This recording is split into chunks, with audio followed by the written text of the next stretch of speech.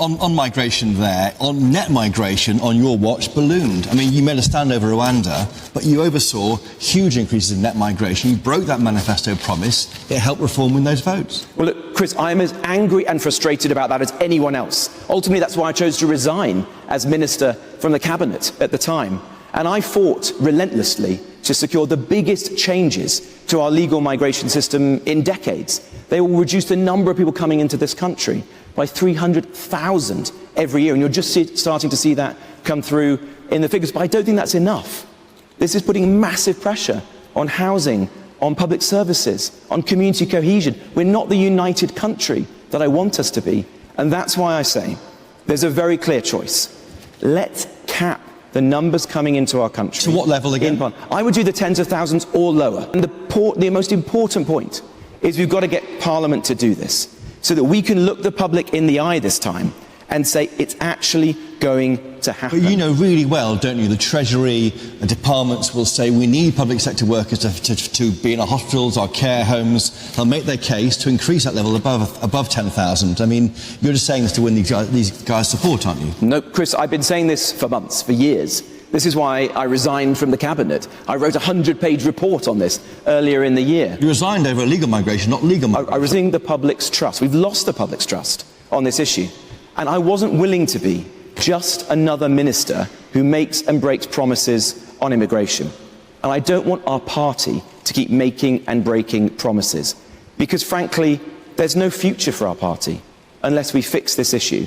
Get back the reform voters we've lost. That's why I say, you've got to end the drama. You've got to end the excuses and actually deliver on immigration. On your watch, £8 million a day on hotels for migrants arriving here illegally? And that's outrageous, right? It's a disgrace, Chris.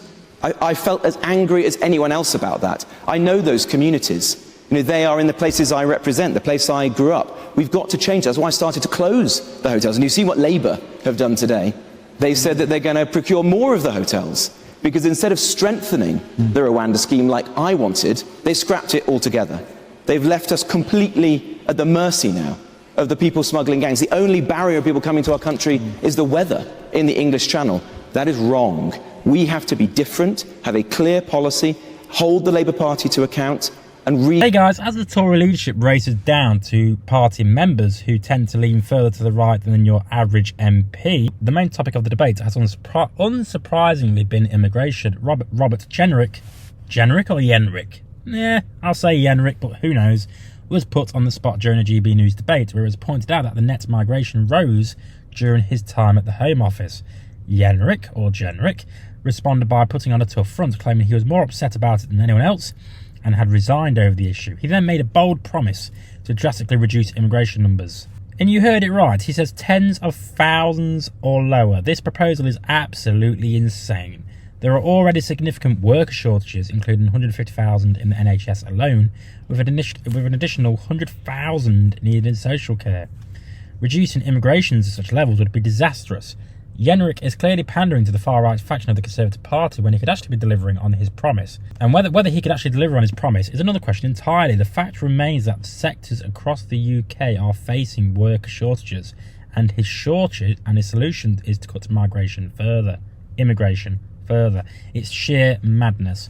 When questioned about whether the government can balance the need for workers with such harsh immigration cuts, Jenrick dodged the issue and stuck to his hardline stance, insisting, "I wasn't willing to be another minister who breaks his promises on immigration." His rhetoric here is aimed squarely at winning back voters who turn to Reform UK, and he's appealing to the far-right base. But the real problem is that the Tories lost most of their support to Labour, not to Reform UK. Instead of focusing on the economy, Jenrick is choosing to make immigration the top priority. It's baffling that Jenrick, a former moderate, by the way, who campaigned for Remain, is now trying to rebrand himself as a hardline Conservative.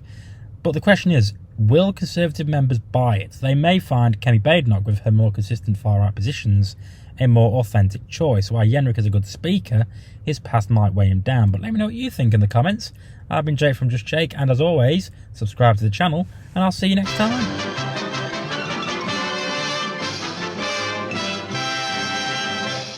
You actually made it to the end of the video. If you would like to subscribe to the channel, which, why haven't you already, is somewhere over there.